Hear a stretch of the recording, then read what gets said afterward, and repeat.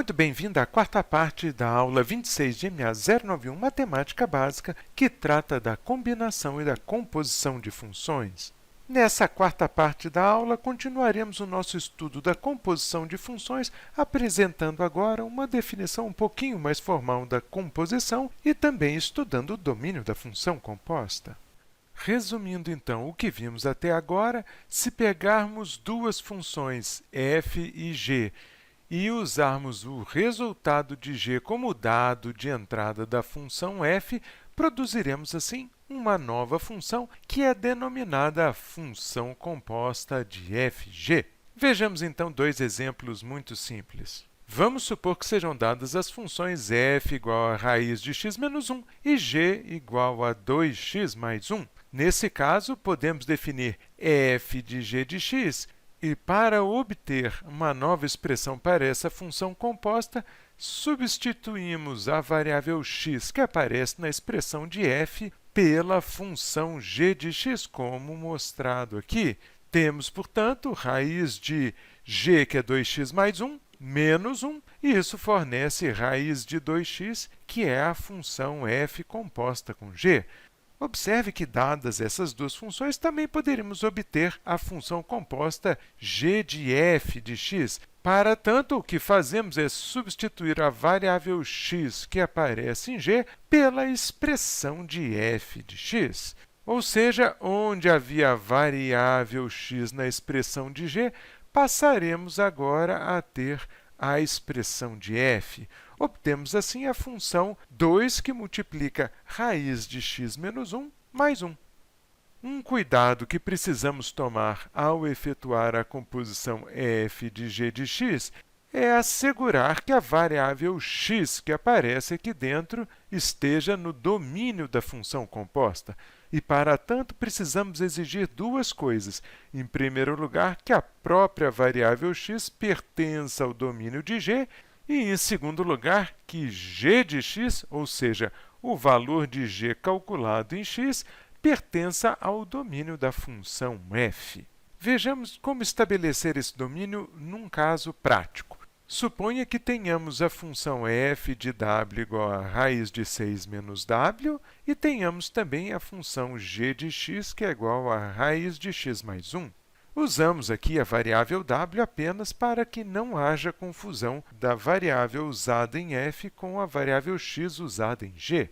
Vamos supor que queiramos obter f de g de x e também determinar o domínio dessa função composta. A obtenção de f de g de x é simples. É suficiente substituir w, a variável que aparece dentro da expressão de f, por g de x. Fazendo isso, obtemos f de g de x igual a raiz quadrada de 6 menos a raiz quadrada de x mais 1. Essa é, portanto, a função composta. Determinemos seu domínio. Nesse caso, a primeira condição que impusemos é que x pertença ao domínio da função g, uma vez que x é a variável usada na definição de g. Como a função g envolve uma raiz, determinamos seu domínio impondo aqui que o conteúdo da raiz seja maior ou igual a zero. Nesse caso, então, temos simplesmente x maior ou igual a menos 1.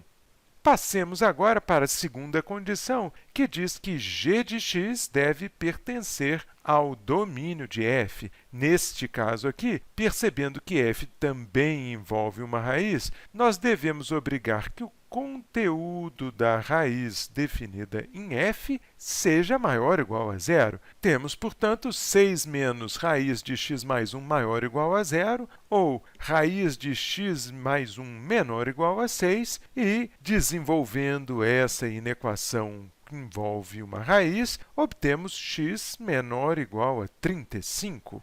Juntando agora as duas condições que foram impostas, dizemos que o domínio da função composta é formado por todo x real, tal que x seja maior ou igual a menos 1, ou seja, o x pertença ao domínio de g, e x seja menor ou igual a 35, ou seja, g de x pertença ao domínio de f.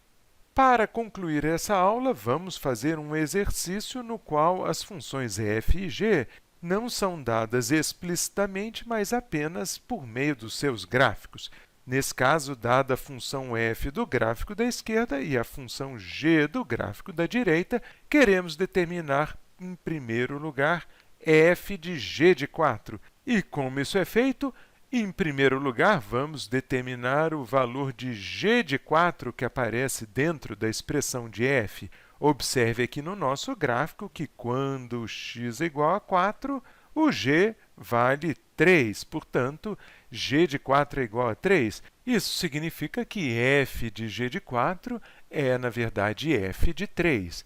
E para determinar o valor de f de 3, olhamos aqui no gráfico de f qual é o valor da função quando x é igual a 3 e descobrimos que este valor é 2.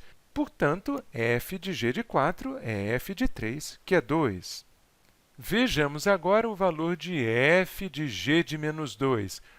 Olhando, então, mais uma vez para o gráfico de g, notamos que g de menos 2 é menos 1. Portanto, f de g de menos 2 é f de menos 1. E, olhando para o gráfico de f, percebemos que f de menos 1 é 0. Sendo assim, f de g de menos 2 é igual a f de menos 1, que é 0.